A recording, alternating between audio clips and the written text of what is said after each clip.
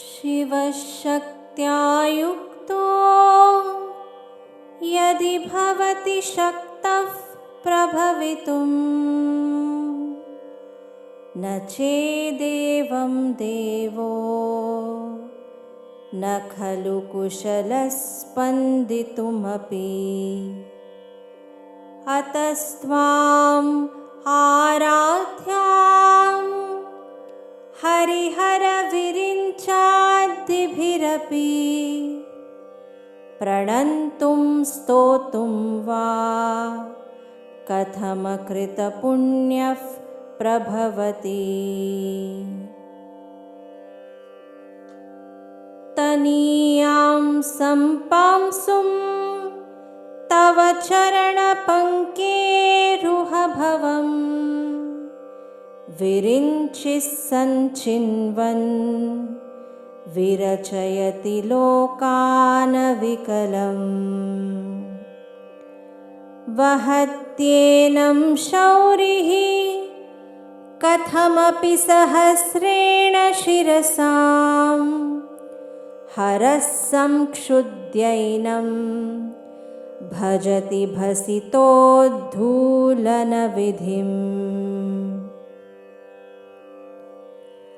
अविद्यानामन्तस्तिमिरमिहिरद्वीपनगरी जडानां चैतन्यः तबकमकरन्दस्रुतिझरी। दरिद्राणां चिन्ता मणिगुणनिका जन्मजलधौ निमग्नानां दंष्ट्रा मुररिपुवराहस्य भवति।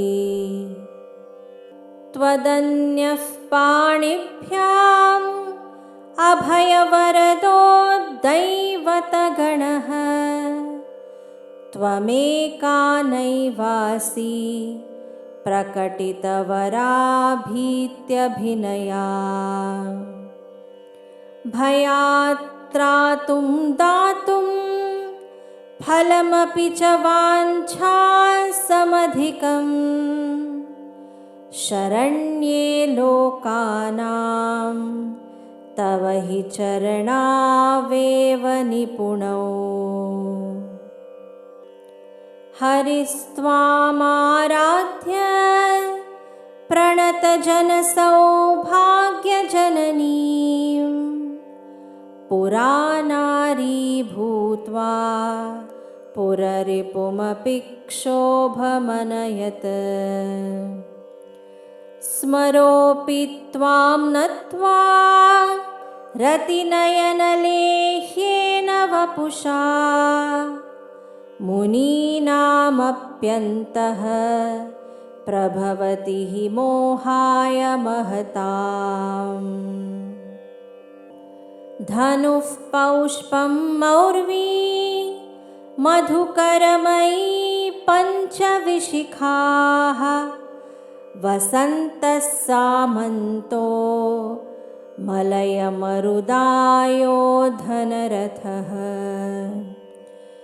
तथाप्येकः सर्वं हिमगिरिसुते कामपि कृपाम् अपाङ्गात् ते लब्ध्वा जगदिदमनङ्गो विजयते। क्वणत्काञ्चीदामा करिकलकुम्भस्तननता परिक्षीणा मध्ये परिणतशरच्चन्द्रवदना।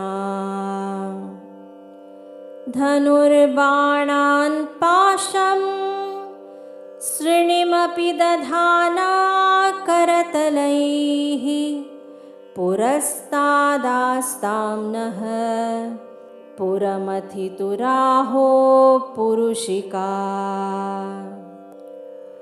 सुधा सिन्धोर्मध्ये सुरविटपि वाटी परिवृते मणिद्वीपे नीपो पवनवति चिन्तामणिगृहे शिवाकारे मञ्चे परमशिवपर्यङ्कनिलयां भजन्ति त्वां धन्याः कतिचन चिदानन्दलहरीं महीं मूलाधारे कमपि मणिपूरे हुतवहं स्थितं स्वाधिष्ठाने हृदि मरुतमाकाशमुपरि मनोऽपि भ्रूमध्ये सकलमपि भित्त्वा कुलपथं सहस्रारे पद्मे सहरहसि पत्या विहरसे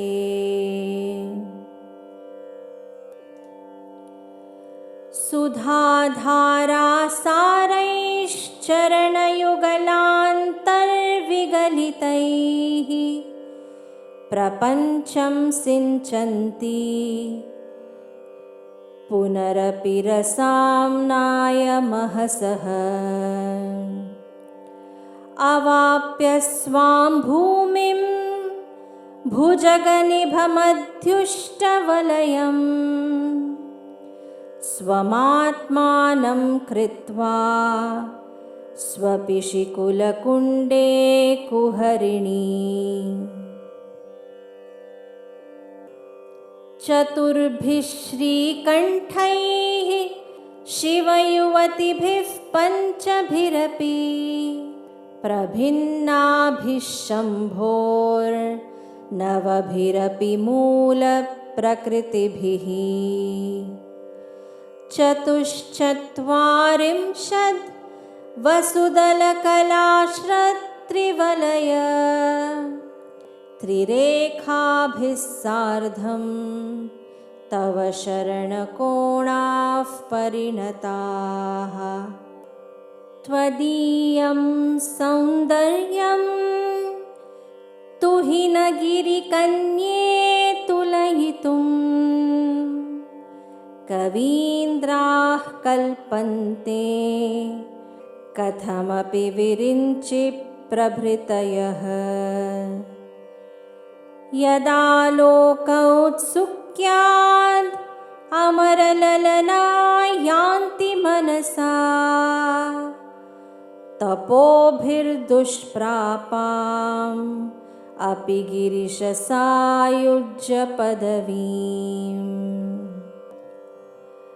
नरं वर्षीयांसं नयनविरसं नर्मसुजडं तवापाङ्गालोके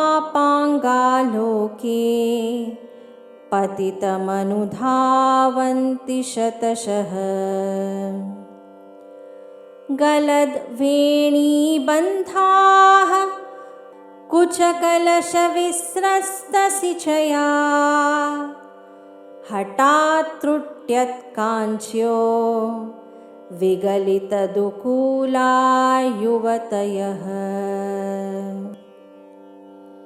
क्षितौ 55 विषमधिकपञ्चाशदुदके हुताशे 62 चतुरधिकपञ्चाशदनिले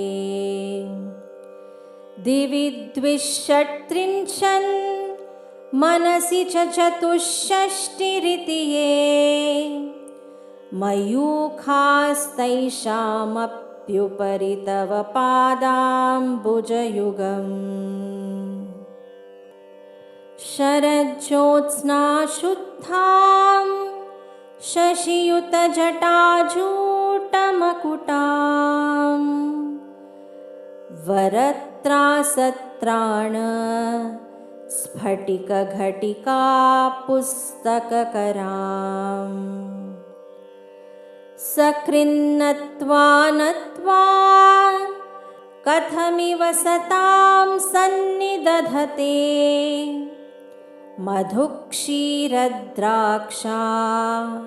मधुरिमधुरिणाः फणितयथ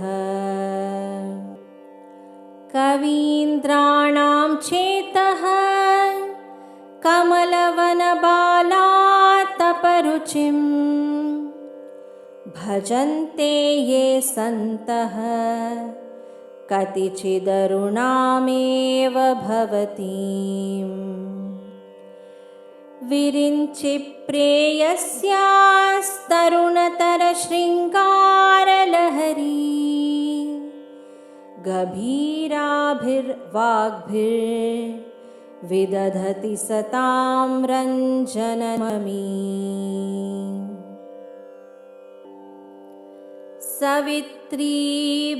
सवित्रीभिर्वाचां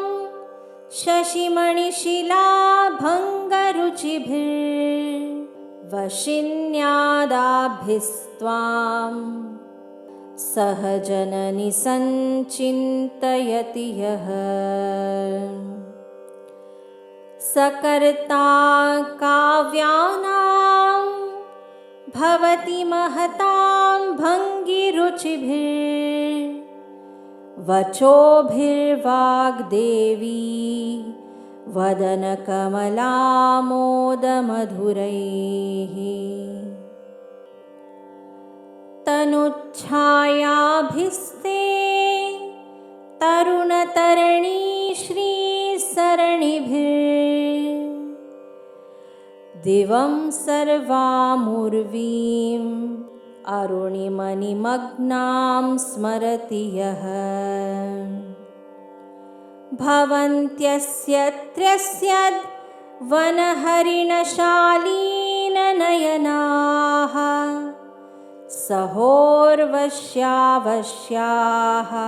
कति कति न गीर्वाणगणिकाः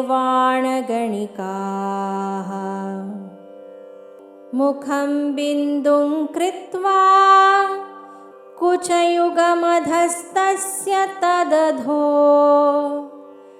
हरार्धं ध्यायेद्यो हरमहिषिते मन्मथकलाम् स सद्यः संक्षोभं नयति वनिता इत्यतिलघु त्रिलोकीमप्याशु भ्रमयति रवीन्दुस्तनयुगाम् किरन्तीमङ्गेभ्यः किरणनिकुरुम्बामृतरसम् हृदि त्वामाधत्ते हिमकरशिलामूर्तिमिव यः ससर्पाणां दर्पं शमयति शकुन्ताधिप इव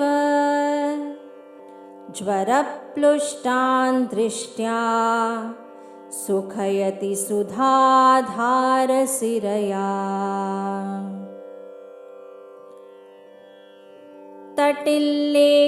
तटिल्लेखातन्वीं तपनशशिवैश्वानरमयीं निषण्णां षण्णामप्युपरि कमलानां तव कलाम्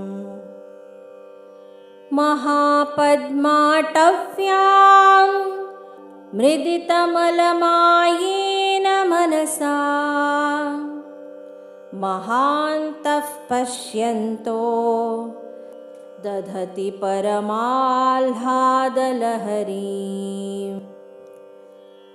भवानी त्वं दासे मयि वितरदृष्टिं सकरुणाम् इति स्तोतुं वाञ्छन् कथयति भवानी त्वमिति यः तदैव त्वं तस्मै दिशसि निजसायुज्य पदवीं मुकुन्द ब्रह्मेन्द्र स्फुटमकुटनीराजितपदां त्वया हृत्वा वामं वपुरपरितृप्तेन मनसा शरीरार्धं शम्भोरपरमपि शङ्के हृतमभूत्। यदेतत्त्वद्रूपं सकलमरुणाभं त्रिनयनं कुचाभ्यामानम्रं कुटिलशशिचूडालमकुटम् जगत्सूते धाता हरिरवतिरुद्रक्षपयते तिरस्कुर्वन्नेतत् स्वमपि वपुरीशस्तिरयति सदा पूर्वः सर्वं तदिदमनुगृह्णाति च शिवः तवाज्ञामालम्ब्य क्षणचलितयोर्भ्रूलतिकयोः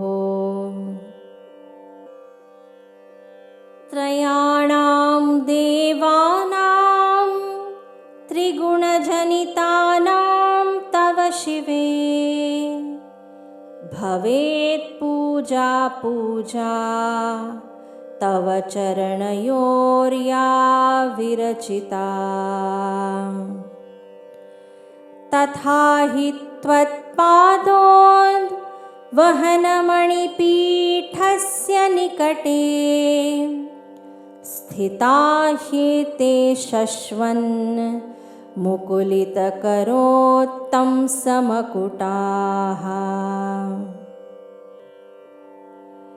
विरिञ्चिः पञ्चत्वं व्रजति हरिराप्नोति विरतिं विनाशं कीनाशो भजति धनदो याति निधनम् वितन्द्री माहेन्द्री विततिरपि सम्मीलितदृशा महासंहारेऽस्मिन् विहरति सति त्वत्पतिरसौ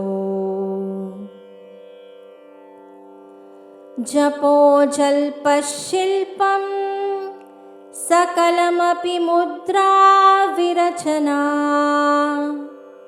गतिः प्रादक्षिण्य क्रमणमशनादाहुतिविधिः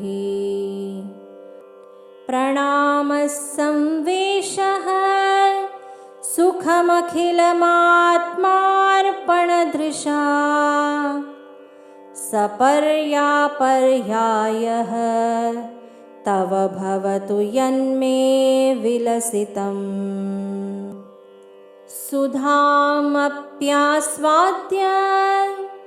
प्रतिभयजरामृत्युहरिणीं विपद्यन्ते विश्वे विधिशतमखाद्याद्दिविशदः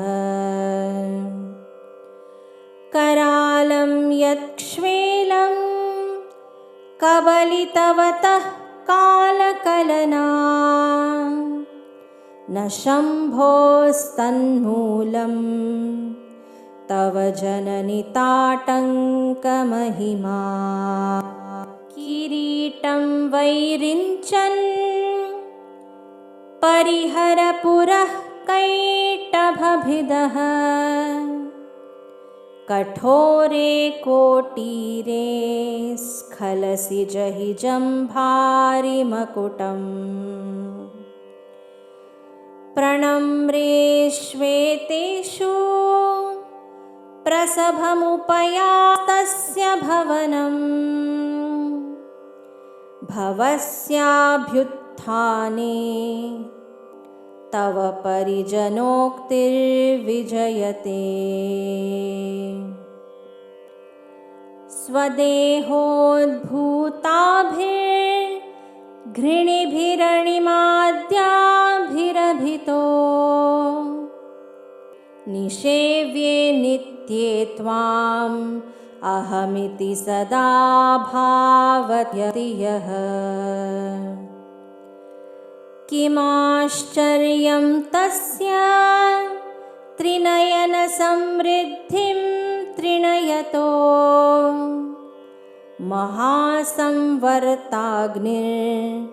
महासंवर्ताग्निर्विरचयति नीराजनविधिम् चतुष्षष्ट्या तन्त्रैः सकलमतिसन्धाय भुवनम् स्थितस्तत्तत्सिद्धि प्रसवपरतन्त्रैः पशुपतिः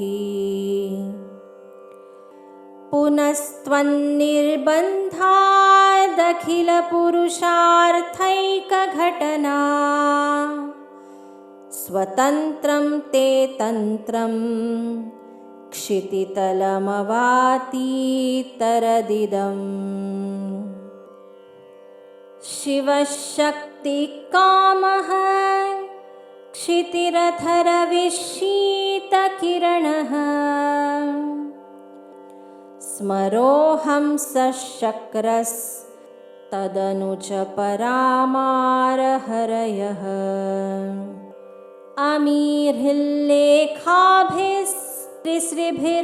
अमीर्हिल्लेखाभिस्त्रिसृभिरवसानेषु घटिता भजन्ते वर्णास्ते तव जननि नामावयवताम्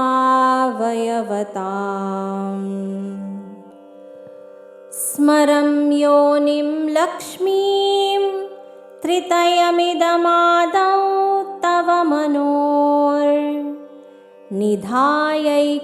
नित्ये निरवधि महाभोगरसिकाः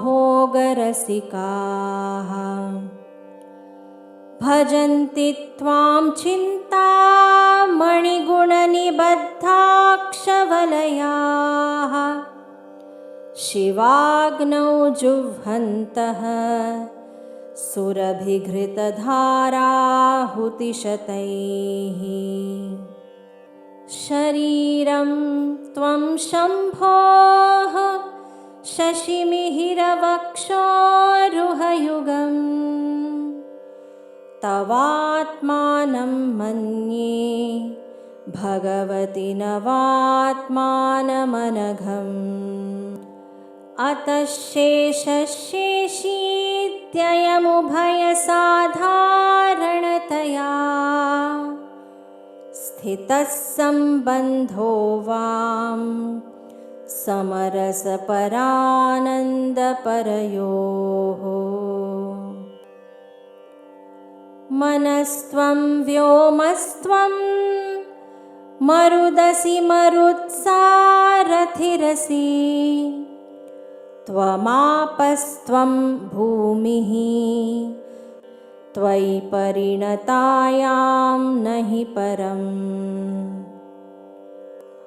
त्वमेव स्वात्मानं परिणमयितुं विश्ववपुषा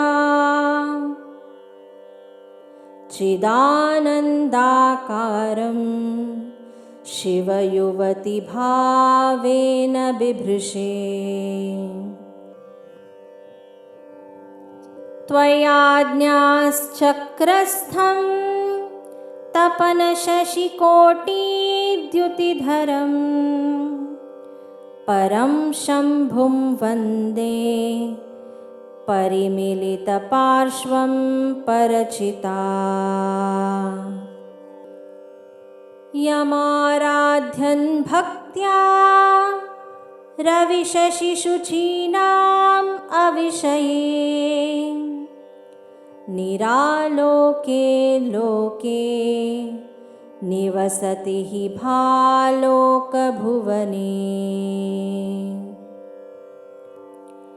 विशुद्धौ ते शुद्धा स्फटिकविशदं व्योमजनकं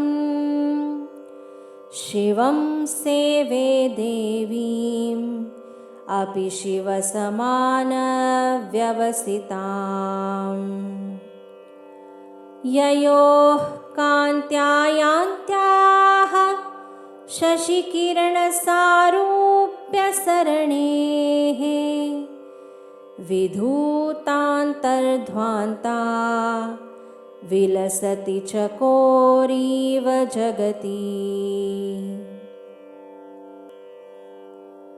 समुन्मीलत्संवित् कमलमकरन्दैकरसिकम् भजेऽहं सद्वन्द्वं किमपि महतां मानसचरम्। यदालापादष्टादशगुणितविद्यापरिणतिर्यदा दत्ते दोषाद् गुणमखिलमद्भ्यः पय इव। तव स्वाधिष्ठाने हुतवहमधिष्ठाय निरतम् तमीडे संवर्तं जननि महतीं तां च समयाम्। यदा लोके लोकान् दहति महती क्रोधकलिते दयार्द्राया दृष्टिः शिशिरमुपचारं रचयति।